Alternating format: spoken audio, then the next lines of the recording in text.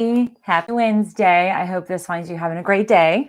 Welcome to our Natural Health News Live show. I am your host, Dr. Melissa Gallagher, and I'm excited to share with you today. I'm going to be answering lots more questions from many of you about symptoms related to potentially COVID or allergies or reflux. So today I'm going to update you with a whole bunch of news regarding the COVID surge we are in. And also I'm going to help answer a lot of questions specifically about if your sore throat, so redness, just general soreness of any part of your throat, if that might be a COVID symptom, or how to tell if it's allergies or reflux. So I'm going to break down some information and news for you on that, and also some tips and resources should you experience a sore throat, what you traditionally should do, regardless if it is reflux or COVID or anything like that. So welcome all of you.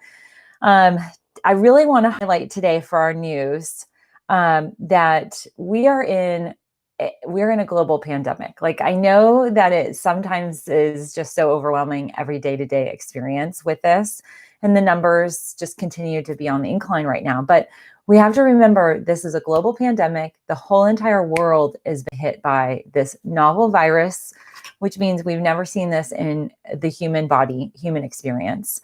We haven't dealt with this in the medical world, and we have certainly not dealt with this before in our lifetime of dealing with a pandemic that is ravaging certain parts of the world and then certain parts here in the US. So I want to remind everybody here in the US that this is a national disaster, and we cannot have COVID denial, which seems to be running rampant everywhere. I'm going to share some stories about that. But, all joking aside, the reality is that we need to be cognizant of our health and wellness. We need to take daily tasks and daily implement daily activities to help support our immune systems, to keep ourselves optimally healthy. And optimizing your health is very different than just having average health and then poor health. So that's what I do as a naturopath here. And if you are new joining us, I'm going to encourage you to check out.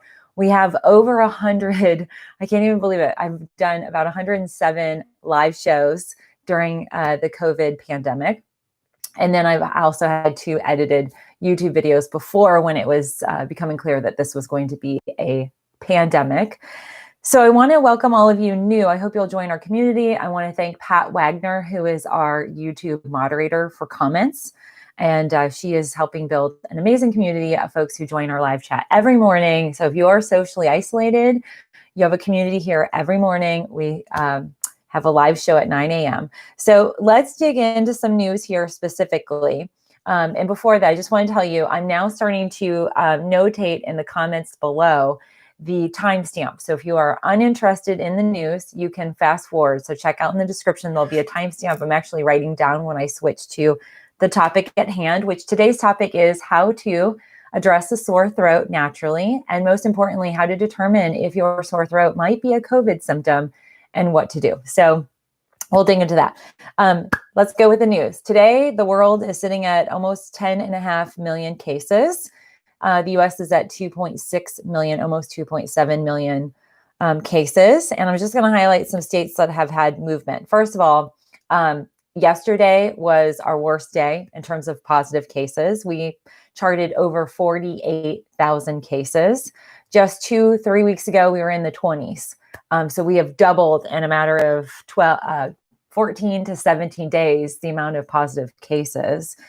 And with that, the positive percentages, so of those being tested, the positive percent has actually increased, which means that there is an increase in the infection rate, and that for every one individual that tests positive, likelihood is that there's 10 who haven't been tested that are either symptomatic, pre-symptomatic, or asymptomatic and contagious, which means it's most important that we wear a face mask and we cover our eyes, we protect our eyes, nose, and mouth, and really limit our social interaction, practice social distancing, and staying at home when you can, especially if you are at risk, vulnerable, or have any type of health condition that could be a risk factor. So the rising percentages, we are seeing that there are 5 states that have the most, the highest positive percentages. So for every test, the positive percentage is the highest. So Arizona, Texas, Florida, Oklahoma, and Nevada.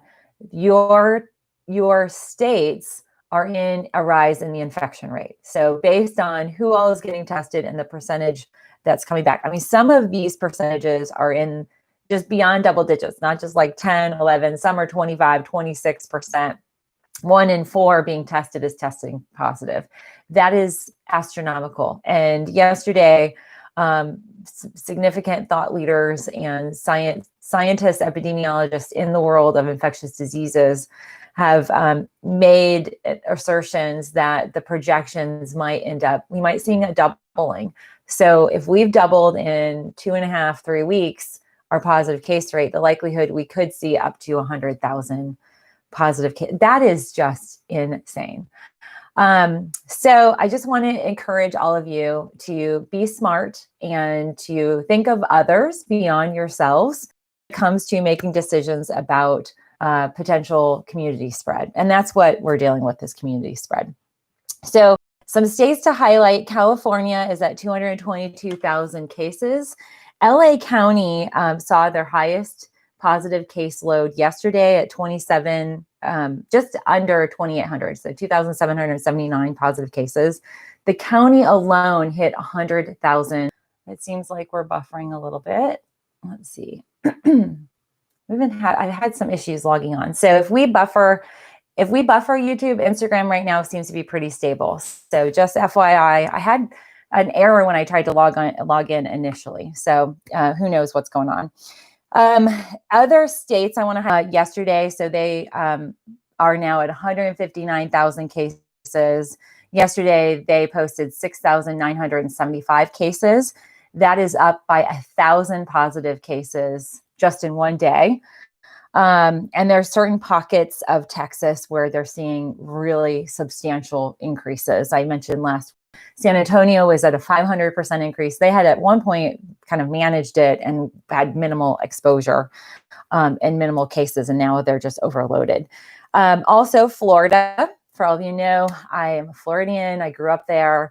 That's where I started my first business, and we moved out of there now 3 years ago, but I have friends and family there. Florida had, in one day, 165% increase in terms of they've had an increase in a week of 165%. Yesterday, they posted over 6,000 positive cases. They have no intentions of rolling back. And so, it's full steam ahead with education. And, I'm monitoring this because I do have a lot of friends that have kids Gabriel's age, and ex-colleagues and folks that worked with me. The governor cut and slashed the budget for online education. So I don't know how that's going to play out in Florida, but I'm just grateful that we're not there and trying to deal with this with Gabriel. But I am concerned about my friend's family and all of you viewers who are Floridians trying to navigate the system in the Nash. And that includes like all of the existing video. Apparently that's getting flashed. All right. So YouTube seems to be buffering a little bit. Okay. Also, a good note. So I'm trying to pull some positivity out of here. Yesterday, Massachusetts had 0 positive cases. Woo! So they have had a significant decrease, and they're stabilized at 108,000.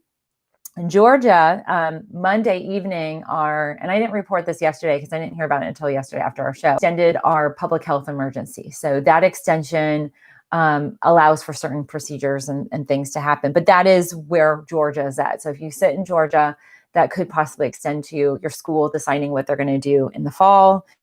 Arizona is also on the increase. They're almost at 80,000 cases. So they're at 79,215,000 cases.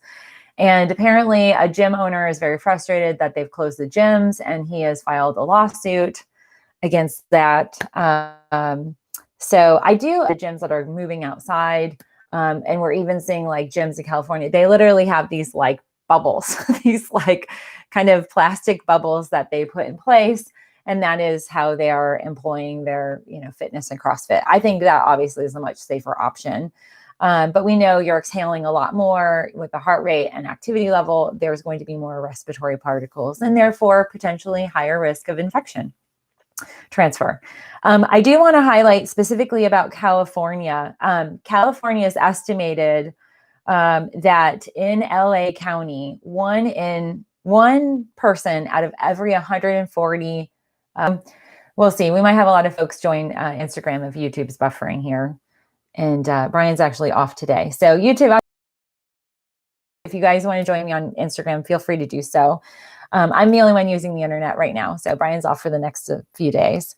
So LA, 1 in 140 citizens is likely, they're projecting or estimating that they're infected. Last week, the projection was 1 person out of every 400 LA County citizens was infected.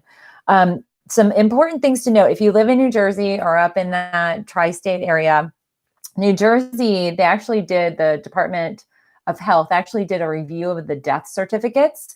So one of the things that we have seen and heard is that, especially in the chaos of the peaks in New York, New Jersey, Connecticut, all of the major peaks, and we're going to see this also potentially in Arizona, Florida, Texas, and California now, but the nursing homes and some of the other facilities and even the coroner and the state officials were finding that there were people dying either in their homes, in nursing homes, from what they've now projected, and either it's been tested or confirmed by the death certificates.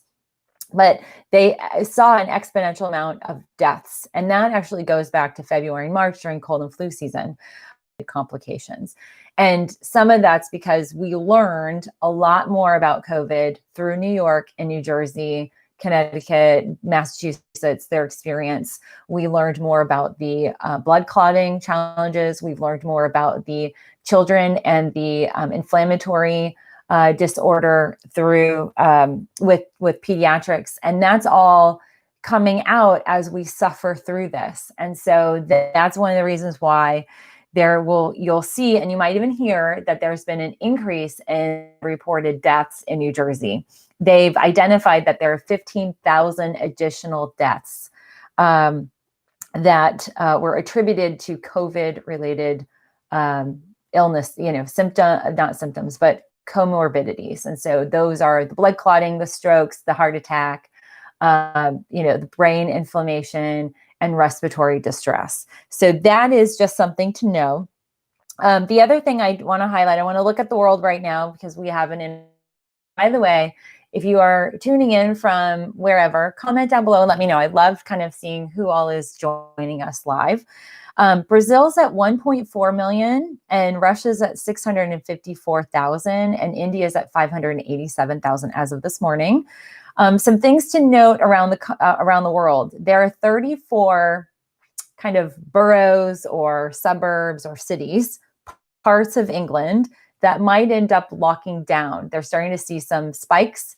And because of what the UK went through and still have patients in hospitals, they're going to look at locking down some of these individual parts. And I don't know the details of what their triggers are. I think they're a lot more detailed and more specific than we are with our kind of reopening procedures. But I think the city that has been locked down is Leicester or Leicester. I know I botched the English names, but that is potentially coming down the pike for any of you who live in England. Also, for any of you in Australia, down in Melbourne, I've been reporting that Victoria, that particular state or area in Australia, they've had some significant cases for Australia's caseload, like 70 and 80 cases presenting every day. As of Monday, they had 75 cases. Tuesday, they put up 73 cases. That was a trigger. 400,000 or 300,000 people are in lockdown in Melbourne to limit the spread. So we just have to kind of assess, like here in the States, we're hearing, 9,000, 6,000, 3,000 cases. And sometimes we can become really used to it. And so it doesn't seem like a big thing. But when we take a step back and we look at Australia is locking down because they had 73 cases and 75 cases in 2 days and a week of just kind of that stable 70, 80 number of cases, they're taking significant action, and everybody's wearing masks. There's social distancing, businesses are shut down, and we don't seem to hear any protesting and angst from citizens there who are actively engaging in proper public health code, which, by the way, face masks and protecting your eyes, nose, and mouth is part of the public health code. And businesses have every right to demand that customers employ the activities of wearing face masks. And if they don't, they just don't go into those stores. And so a lot of folks who are anti-masking, or for whatever health reason, if you have a health concern that prohibits you from wearing a mask, you should be staying at home. Plain and simple. Like, I am, the most active way to get rid of this virus is to stay home, be in a self kind of imposed social distancing, social isolation. You should really avoid being out in public. If you have really major respiratory challenges or COPD, the major respiratory issues that lead to the significant nature of this taking effect in the lungs, don't be out and about. And then you don't have to worry about wearing a mask. And there are alternatives. And so tomorrow I want to talk a little bit about some of these alternatives and some more details about that. But it's definitely something I want to give us some perspective. I know a lot of times here in the US, we don't always get details about what's going on outside the globe, beyond the US. But the reality is that other countries and other segments within these countries are dealing with this, and they are actively locking down, taking measures to limit the spread. On some additional news here, we're seeing significant increases in RV rentals. And for all of you who are my regular subscribers, you guys know that this week was supposed to be the week I was kicking off my additional credentialing and certification program at the Foldy College, at the Foldy Hospital in Germany. And so I was going to be spending 6 weeks on campus. Our classes were to go from Monday to Friday. Friday I would be done at 1 o'clock. And my plan was I would be renting one of these like mini RV type of vans, and I would be doing the whole van life experience. Well, apparently Americans have decided that they want their own RV van life experience because of COVID and the nature. You're enclosed. You don't have to worry really about, running to bathrooms. You could shower in these RVs and things like that. So RV rentals are up by 1,600%. And actually, I've kind of toyed around with, maybe presenting that as an option for us this summer. But the reality is I don't want to go anywhere. I just don't want to deal with any of the public, the angst, as we're safer at home, especially with Brian having a pre-existing condition.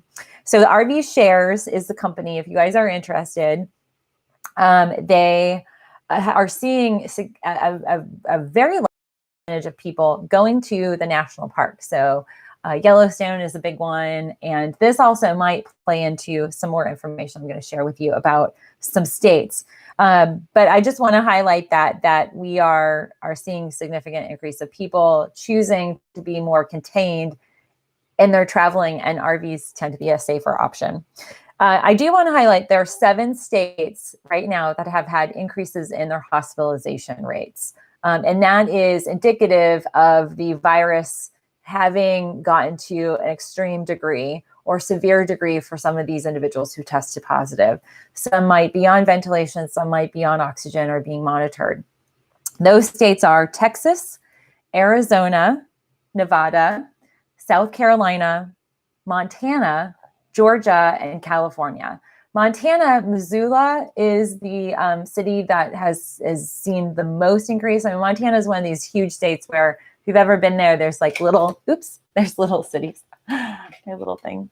I got all messed up. Okay, let me fix my tripod. So Montana we might see some increases as travelers are now going and potentially spreading. So it might be one of these Memorial Day kind of impact that we see. We'll just have to wait and see. Goldman Sachs, I'm going to talk about this report more tomorrow, but Goldman Sachs came out and created an economic review, a kind of economy-focused review of what's the best way to restore the economy. And their findings was that mask wearing is the best way to keep America open and active and engaged economically. So I'll dig more into that. I didn't want to really focus that here today because of some additional questions and prompts from yesterday's video about COVID and possible symptoms you have. So I will detail that tomorrow. Tune in, make sure you tune in. I do want to highlight airlines. Some airlines that are part of the Airline Association are requiring mask wearing of employees and customers. So I want to list the 4 that have agreed to requiring employees to wear masks. And if you are going to get on a plane and be on a plane, you'll be wearing a mask. Delta, United, American Airlines, and Alaska Airlines. Those are the only 4. Like Allegiant and Southwest have not come out that boldly about these safety measures. The question right now is compliance. There's a lot of images coming from people on the planes. We know American is not getting rid of that middle aisle. They're just packing them in because of, trying to take advantage of people in whatever way they're flying. They are trying to offset some of the economic loss. Supposedly, American and Delta are going to, or have said they'll deny travelers who refuse to wear a mask. They have notated that folks that have health concerns, so wearing a mask might not be an option, as well as young children under the age of 2, that is optional. But what remains to be seen is American is still putting people in the middle aisle and not implementing the social distancing that had been and is a part of the CDC guidelines. So for travelers. On another note, regarding the economy, the Senate passed late last night the extension of the PPP. So for businesses that want to apply for that, that is open again, or still accessible. So today, all right, so let's see. Today, let's see, what time is it? Okay, so it's 22:59. So today I want to talk to you all about what do you do, or how do you recognize if a sore throat is a COVID-related symptom, or if it's allergies, reflux, maybe even strep throat, or a cold. So I want to dig into some details because yesterday you guys sent me lots of questions and I love that. I also reviewed in the live chat questions that came through. And I want to highlight that a sore throat is present about 13.9% of the time or in COVID cases. So that is something to be aware of, that it's not going to impact everybody, but there are some distinctions in terms of upper respiratory infection and allergies or COVID. So there was a study, I highlighted this back in April. There was a study from the ENT community looking at cases in China that identified there being some ear, nose, and throat involvement. So individuals, anytime you have a sore throat, these are things that occur. Individuals will notice lymph nodes. So we have a whole bunch of lymph nodes here in the neck. We have lymph nodes here in the sinuses and the jaw area. And it is not uncommon when we experience a sore throat that we'll actually get these lymph nodes, they get fired up. That's part of the immune response. As I mentioned yesterday, for any of you who aren't aware, I'm a lymphatic therapist, so I have credentialing to work with individuals to motivate, move, and clear the lymphatic system. I work with folks who have impaired lymphatic systems and a whole assortment of post-surgical healing, and work with individuals that have lymph nodes removed with surgeries and organ removal. I call it organ and glandular amputation is what I call it. But essentially, the lymph nodes are going to be indicative of an immune response. And so the lymph nodes themselves can get really large and really hard, and they can feel like walnuts. And they are an indicator that your immune system is activated. And that's what that really means. But when we look at COVID specifically, okay, so let's see. It doesn't really matter where I put my laptop, but we'll just see. Okay, sorry for the buffering, YouTube. So what we do notice is there's ear, nose, and throat involvement. And sometimes it could be ear congestion, like fluid, more so pressure from the lymph nodes being swollen. We'll see greater accumulation of lymphatic volume, the lymph fluid. We also will notice people might get ear popping. That can be common with any type of upper respiratory infection. But these are things to notate, specifically with COVID. Ear, nose, and throat symptoms will precede a full-blown infection. One of the most common aspects is the loss of taste. So part of that swelling, the inflammation of the throat, will be a nerve-related and nervous system-related inflammation. The nerves get inflamed, the nervous system gets impacted, and boom, you lose your sense of smell and taste. Those two accompany each other, and they're two different aspects of the nervous system. That is what I identified last week from the neurologist that's been analyzing COVID in the brain. That is what they've labeled now as neuro-COVID phase 1 or stage 1. That is the impact on the brain and the nervous system. So there's a direct correlation. So if you have a sore throat that also includes a loss of taste and smell, definitely get yourself tested. Now, where there's some potential question, anytime you doubt or have any questions or have any type of intuitive sense like, is this COVID? It's best to get a COVID test, to get tested. But you might notice like a change in your voice. Your voice might get a little deeper. There's some inflammatory larynx inflammation. The swollen lymph nodes, particularly like right through here. If the ear is involved, there's actually a lymph node like right in here that'll get really, really inflamed.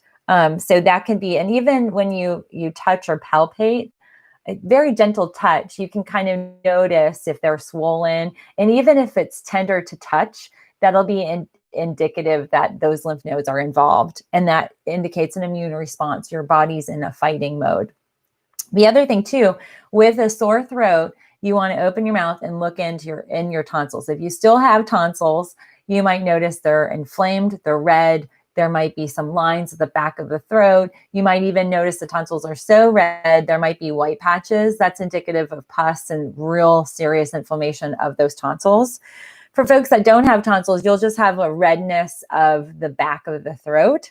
And the big thing to note is with COVID, that sore throat, loss of taste and smell will also accompany a fever. So a fever that is consistent. So meaning it doesn't, sometimes there'll be a fever and it spikes and then it goes away and then it comes back. This fever is a consistent fever. Malaise. So you feel really tired, really fatigued with the sore throat. And then that cough. So yesterday we talked about the cough. The cough will be like a deep, non-mucus related in the beginning. So it's a dry cough and it's a barking cough. And that will most likely indicate that that's COVID. And again, this is one of these things right now, clinicians and physicians who have people calling their offices, doing virtual appointments, maybe even going into urgent care. If anybody's presenting right now with any type of upper respiratory infection, the assumption right now, just like when flu season, the assumption it could be COVID and they're running COVID tests. So just know that that's the approach that clinicians are having, especially with the degree of community spread that we're seeing in a multitude of states and areas. When it is allergy related, there will be a sinonasal type of congestion. So the sore throat that goes with COVID and the dry cough, the loss of taste and smell, fever and tired, the fatigue, the difference with allergies is you have a lot more fluid and congestion, and that will have postnasal drainage that can cause inflammation. And then sometimes for folks that have allergies and sensitivity with bronchial passageways, any of my asthmatics, they will have a looser, wet cough. And so that's a big thing to notate is how did the symptom begin? Was it, sinusy? What did you notice, even eyes watering? Those are going to be allergy related. Now in the reflux world, because reflux can cause all sorts of challenges with the throat, ear, nose, and throat. I even see folks that have fluid congestion, lymphatic involvement from reflux. Reflux can be very challenging. Reflux is going to also be accompanied by heartburn, this kind of deep heartburn, sometimes hiatal hernia or H. pylori. in your past. Maybe you've been tested for that. So, the notating what's the onset like is most important with this. So if it's kind of what we call fluidy in terms of it's up here mostly, so that's going to be mostly allergies. But when the throat is involved and it's sore, you've got that barking cough, fever, you're fatigued, and you've lost taste, sense of taste and smell, COVID, that tends to be that route. So I just want to notate that for folks if you are in doubt. And I know a lot of you have commented, I've had this cough or I've had a sore throat for a few weeks. This is also one of the factors, COVID and the way this virus impacts the human body. It is longer. It stays around. It's partially because the body, the immune system it's trying to code it. So the immune system's like, have I seen this before? Do I know you? Who are you? Where'd you come from? And then you have that lymph node and lymphatic involvement. The body is not reacting as quickly to eradicate it. And that's why we see these symptoms last for so long. So, with my own experience in allergies here, it's very much based on time of day and also my activity levels outside. So if I've, hit my garden right before bed and I don't, and I do, but if I were not to do some of my, pre-bed activities to clear out some of the sinuses, I would wake up and feel the allergy impact. So I'm going to share with you, as I always do, ways for you to address a sore throat. And this is across the board. If you have a strep throat, if you have just a sore throat with, allergies or reflux. Reflux is its own category. And I'll notate some things that you should do if it is reflux, because that's a whole different type of aspect to calm that heat. But let's talk a little bit about some things that you can do. So in the event you have any type of throat challenge, soreness, tightness, redness, inflammation, it's actually somewhat non-intuitive, but you want to deal with the sinus because there's also, in many cases, some sinus involvement in the back of the throat. So they do meet, and you want to reduce inflammation in the sinuses. So I love to recommend a saline spray. Very simple saline spray. You do 2, nasal, it sprays out like this. I don't know if you guys can see this. Yeah, so there you go. So it sprays up saline mist that then infiltrates the sinus passages. We can't get up here, but we can get here. And that'll reduce some of the inflammation. So if you're having allergies, excellent for that. You always want to have that on hand. But if you are dealing with the throat, you will get some of that draining. So the salt will drain back to the throat and can ease some of the inflammation. Saline itself is very anti-inflammatory to the mucosal membrane. So that's one aspect. The other aspect that I just love, really, there's 3 gargles. Okay, so you could do this in sequencing.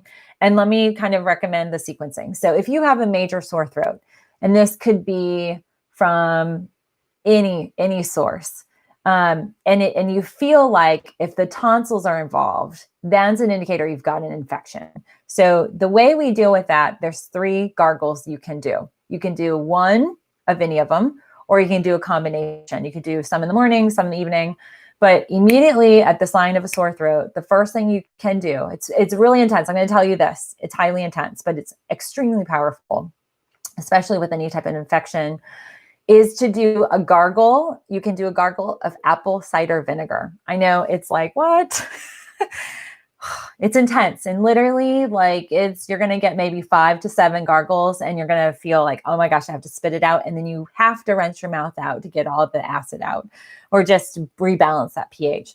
The apple cider vinegar is excellent for recalibrating the pH, but also is an antimicrobial in its value. So the fermentation of the apples is very beneficial to any of that irritation, the inflammation, that can be helpful.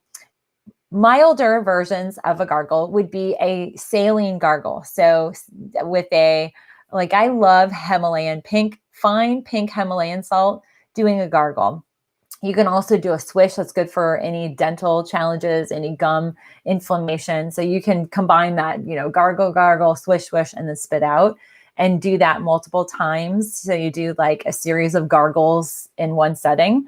So that was one option. The other option that's more intense is, let me show you. Let me see. I have a whole bunch of options here. So the other one that is very, sorry guys. Morrison Monica says, if I just take a capful straight and let it burn my throat, it's severe, but knocks it out immediately. Yes, it is intense, that apple cider vinegar. I'm not going to lie. It's not fun, but worse is having it accelerate. So colloidal silver is excellent for a sore throat. And I just also have to legally make this statement, and medically, none of these things I'm highlighting have been assessed for the treatment of COVID. So I'm just speaking generally about sore throats right now.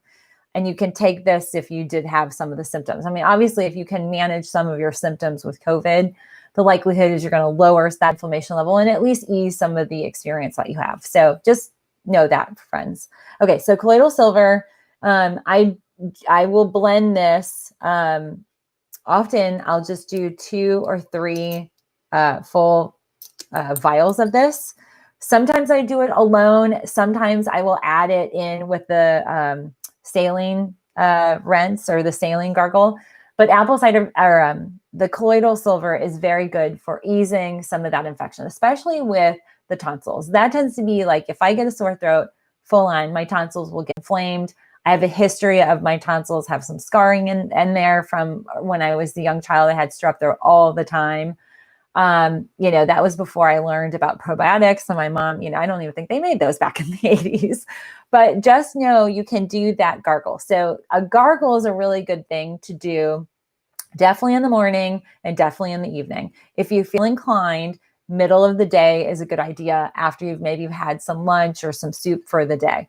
But what I want to highlight here also is to employ some throat coating herbs and aspects as well. So it helps ease some of the inflammation if you drink a hot tea. So, I'm drinking my tea in my little Juzo mug. I actually like this. I have a warmer, so I'll just, it warms this. But at any rate, I recommend throat coat. This tends to be my favorite tea that's out there just for the properties. It has slippery elm. Slippery elm is really good. Literally, a lot of the names of herbs, we kind of name it for what it does. Like slippery elm just coats. It just eases the inflammation. So this is traditional medicinals, grocery stores, Amazon, they all have this. And this also has licorice root, marshmallow root, wild cherry, fennel, cinnamon, and orange peel. Those are all very soothing to the throat and will coat your throat lining. It'll just ease the irritated passageways or the passage there in the throat. I will add in some ginger. So you can grate in some ginger. And then when you put your hot water, ginger hot water, I add in some local honey as well. And that is fantastic. So this throat coat is really great, but you definitely do want to for sure consume a tea that has added ginger as well as honey. You can do lemon as well. Lemon, I don't always like the lemon with the fennel in this one. You could make your own tea where you brew up ginger, you slice in half or a whole lemon with the rind. The rind's really beneficial. And then let that brew boil 10 minutes, steep it, then add some honey, and you're off and running with a really good throat coating. And the other thing too that ginger will do, ginger is antimucosal. So one of the challenges with any type of sore throat is the irritation can lead to the risk of an infection. So the irritated mucosal membrane can then harbor infection. So you might start off with irritation from coughing. And that is the one thing I've been reading more about this, is that the coughing might lead to that throat irritation. So you want to tackle yesterday plus today, and that's a really good pairing for management. The other things like I recommended yesterday is like a throat coat lozenge. There used to be one that had slippery elm in it. I can't find it anymore. Not sure why, but this is like a honey and lemon. And it also has menthol. Menthol is, if you are dealing with that barking cough, menthol will suppress it. Also on the menthol front, love the Himalayan pink sea salt inhaler. It's really good. So this is what it looks like.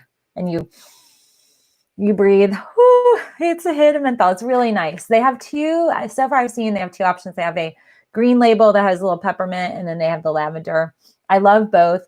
The lavender is more soothing in terms of it's not as intense of a menthol hit, but the menthol hit it's here in this, and it's so good. Oh, love, love, love. Okay, so we have Morris Monica says, yes, my grandma used to boil the whole lemon.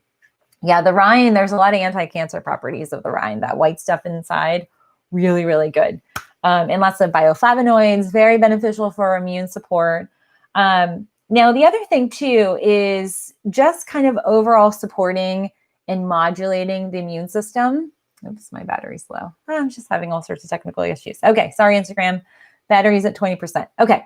The other thing that I recommend with this particular virus, if we're trying to deal with having an optimized immune system, if you have any history of any autoimmune factors, RA, MS, you have Sjogren's, lupus, even fibromyalgia and Hashimoto's, it's recommended that you actually, I recommend you take astragalus, because astragalus will manage and balance and modulate your immune system. It's not going to rev it up so you have a flare, but it will modulate it so that the body's immune system and immune response is more regulated. And I like that aspect of astragalus. I like that over some of the other immune modulators and immune regulators. Elderberry is one that is always going to be in my catalog, my go-to.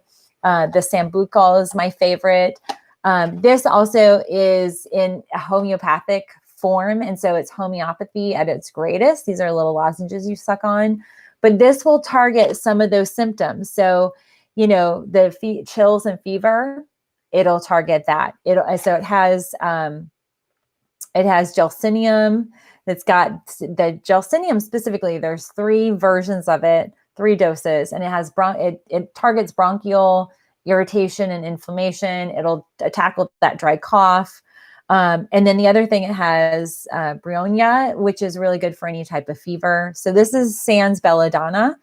Some good items for sore throat. Also, this is a preventative in a lot of the colds and flu season. But again, none of these have been, we're in such a novel state with this. None of these have been tested or specifically proven to do anything. We just don't have that. We have no proven therapeutics. We've got a lot of clinical trials with therapeutics that are in the pharma world, but you know, that it's just so new.